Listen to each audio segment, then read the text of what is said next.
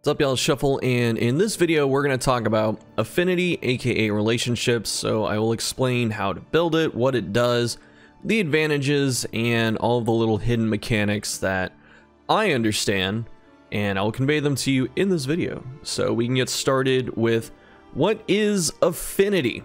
Affinity is the track of 20 pips that each character pair has with each other. There are 6 pairs in total.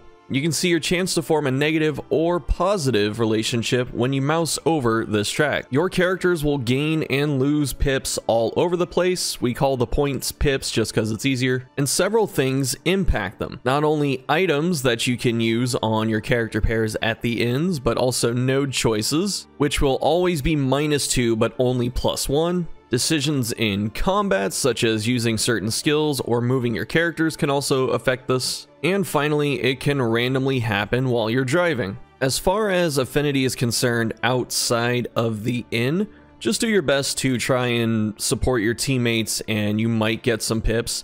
And thankfully the game tells you if something you're about to do will cause negative pips. So make sure you avoid that when it happens. The easiest way to give yourself the best chance of positive affinity during combat is using heals when someone is low HP or at death's door, using stress heals when they have high stress, as well as using support moves on each other. One thing to note as well is that negative banter, which can cause negative affinity, begins at 4 stress. So this is why when we talk about it, we're going to say things like keep your stress low. At the nodes, since you always get +1 and -2 depending on what happens, just do your best to weigh the risk and reward of certain nodes and decide if it's really worth taking the affinity hit. One upside to this, however, are cultist nodes. By and large, cultist nodes usually have everyone agreeing to fight, so these can be a really good source of positive affinity gain even if the battles are difficult. There are also lots of quirk interactions with pips, but they are way too many to list and would take too much time. Now let's talk about your most consistent and largest source of affinity, and that is in items, or are in items. And a lot of these are usually net positives, but they do have some risks at times. And so since the wiki, sadly, you know, the wiki team's amazing, they don't have the listed quirks with some of these items, I will be doing my best to tell you which ones I remember and how they interact, and I'll tell you which ones are probably the best ones. The first one, just going in order of this list here, poetry. The minus stress is really nice, and the +1 guaranteed affinity between a pair is okay. And before I even go further, in items have the ability to get crit pips, which sometimes it'll say, you know, it's 1 and then you get 2, or it'll say it's 2 and you get 4, so it can randomly double.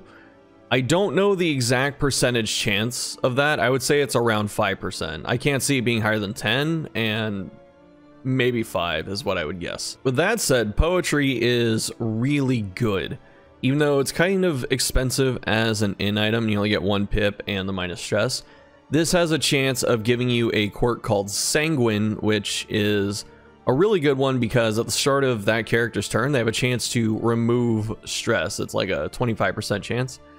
And it also helps forming positive relationships. So even though poetry doesn't do a lot in terms of plus pips, it does have some other secondary effects that are pretty nice. So a lot of these end items, not only do you have to weigh the risk of the negatives that might happen, you also have to understand that some quirks interact with them, and you might randomly get quirks. And if you know which ones give you what, that is pretty cool. So for boxing gloves, I'm not sure if this gives you a quirk or not, but I believe it's blocked by a couple quirks like lazy perhaps, or bum leg or something. But this is pretty good for like 2 damage dealers, and the risk is not too bad and they're not really expensive. So I think these are okay, but I don't usually buy them. Candles and chocolate, however, I buy constantly just because they're relatively cheap. They're like 12 or 16, and having up to 3 is pretty good. So it can low roll and kind of brick, but you know, even if it's 2, it's not bad. Dartboard, I believe, has an interaction with lazy eye, so if someone has lazy eye, they can't use this. And I think it can also give you lazy eye or possibly natural eye. And this is relatively cheap. I think it's like 8 gold, so it's okay. morbid joke, this is Dismas Highwayman's signature item. This is really good, but just make sure that the -4 won't absolutely destroy you if it does proc. And then we have Pipeweed. Pipeweed recently got, quote, nerfed because of the minus speed, but even then the minus speed can be beneficial. If a character has 3 speed and they want to use a trinket that activates at 2 or less, then you can give them Pipeweed. And this used to give Sanguine. I don't know if it still does or not, but it did in the past. So if it still gives Sanguine, then it's also really super good. Playing cards are one of the hardest things to use, actually. It hits the whole party, but it's almost a trap at the start.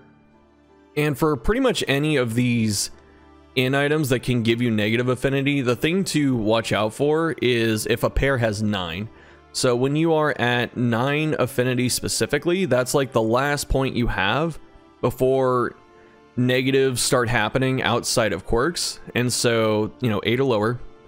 And if you have playing cards, you get them at the first in, and, you know, your whole team has 9 affinity because you just started. This can low roll, and a few pairs or whatever get down to 8.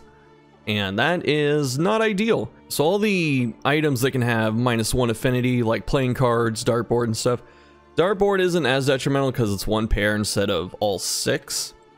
But you always have to be aware of the fact that it might low roll and it can be very penalizing. So timing these isn't exactly rocket science, but you also want to make sure that the odds are in your favor, so to speak.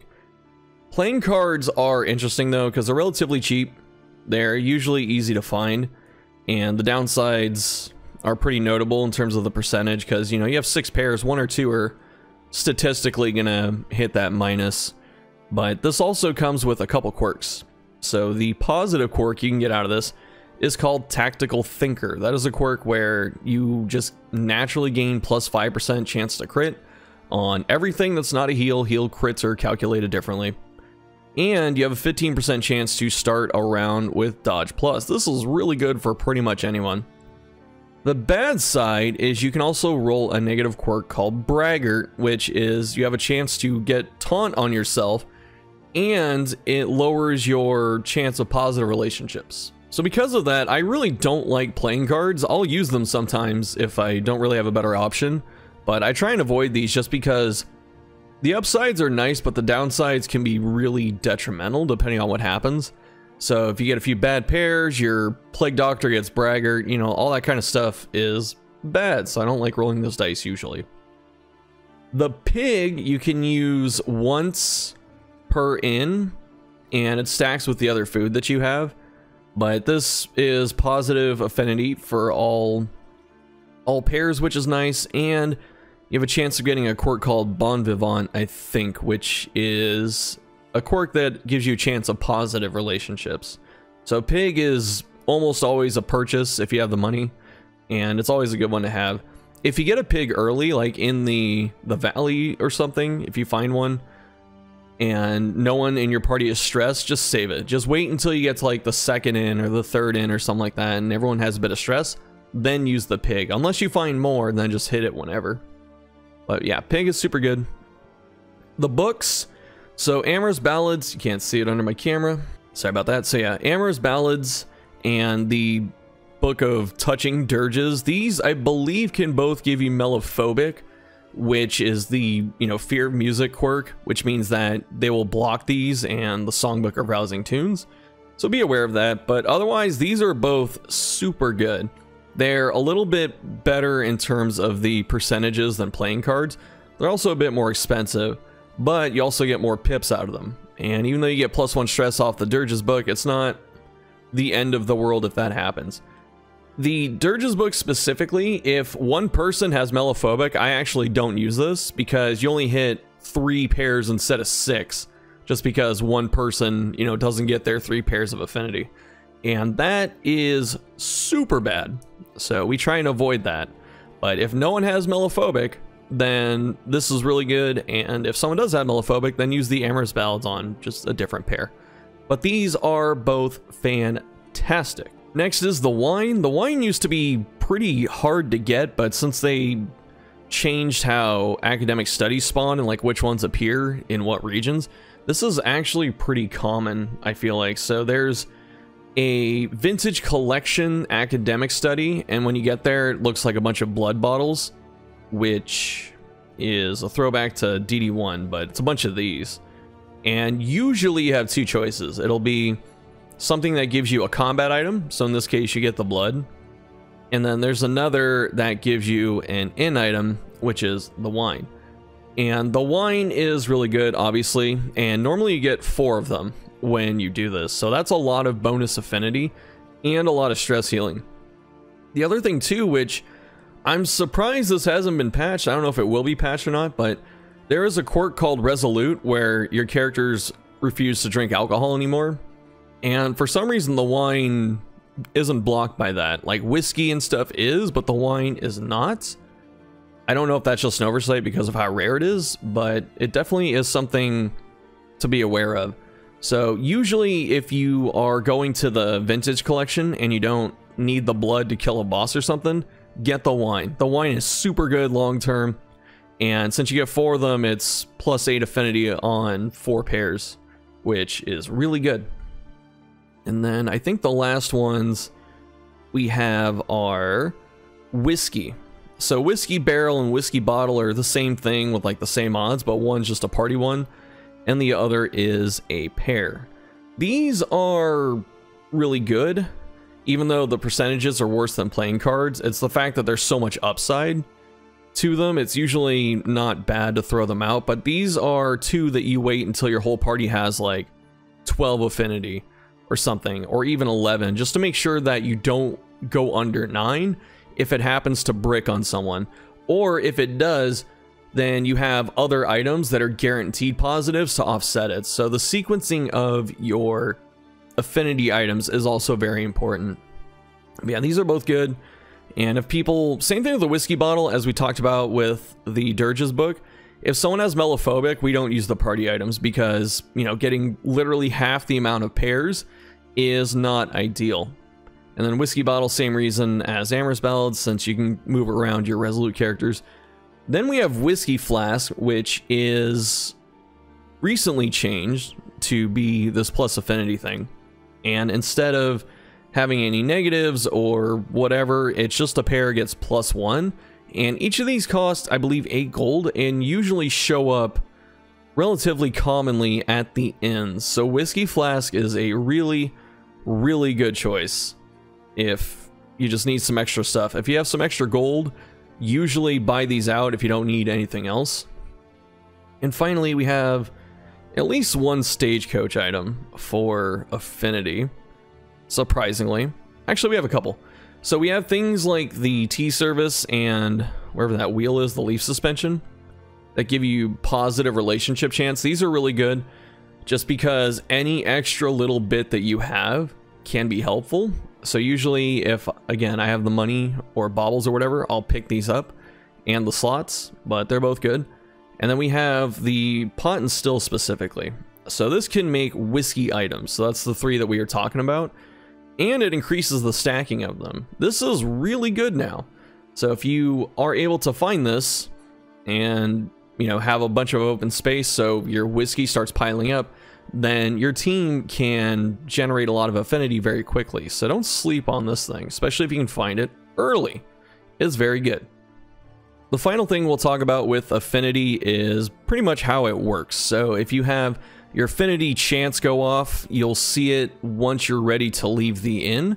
The whole right side of the screen can have between 0 and 6 outcomes. It'll show you each pair, and every time you click on it, it reveals what happens. Each affinity effect is very powerful, so make sure that you are trying your best to get positive ones, or at the very least avoid negatives, because these are real game changers. The wiki team came through on the relationship outcomes, so super mega huge thanks to y'all for doing that. And I'm gonna flash on the screen what they do while I explain how the outcomes work. So if you want to read something, feel free to pause the video. Otherwise, when you have a positive relationship or a negative, you get a skill for each character affected. If you have a positive relationship, it's called a blessed skill, and this one you don't have to use, and you can see the bonus effects that it will do for your partner. Sometimes it can be a buff, it can heal stress, or heal their HP depending on the positive outcome. Depending on what pair gets what positive affinity and the outcome of using the skill makes some characters incredibly powerful, such as if your main damage dealer like Grave Robber gets some kind of heal on poison darts for your tank Man-at-Arms, guess what? Every time you attack with her, she's healing your tank. That is really good. The other side of this are the negative relationships. And what this does is it curses a skill. You can tell because unlike the gold outline that the blessed ones will have, the bad ones will have a blue outline, going again with the game's coloring theme. And unlike the blessed skills that you get that are optional to use, the cursed ones are forced onto your bar and you cannot take them off. Some people greatly dislike this, and I understand why you would. However, the act outs have been severely toned down since the previous iteration of Affinity, so this is a fitting penalty, I would say. There is also a silver lining in that sometimes it might make you try skills that you never wanted to try, or you might be able to manipulate the negatives into an upside for you. Same example as before. What if your Grave Robber and your Man-at-Arms have a negative relationship, and when Grave Robber uses poison darts, it puts taunt on Barristan? There are worse things to give your tank than the ability to get hit more often. Make sure that if you do get some negative relationships that you check your skills to see which ones the game pulled off, because you don't want to go into the next fight and have the wrong loadout. Of note as well is that the skills selected by positive and negative relationships are supposed to be random, but it is weighted in the direction of skills that you use more frequently. It's not guaranteed, but it should at least sometimes try and pick the ones that you do use instead of some random stuff. Once a relationship is formed, it cannot be lost during the region, but once you reach the next inn, the relationship will reset. This gives you another chance to roll a positive one or potentially get enough affinity back to get rid of a negative one. So all is not lost if you do get some bad stuff. Alright y'all, that's gonna do it for this one. Thanks for watching. Let me know what you think down below in the comments. Check out the box with the links to support the channel or join the community if you want to. And be on the lookout for upcoming streams or videos such as the Occultist Guide coming soon TM. Thanks again for watching, and I'll see you next time.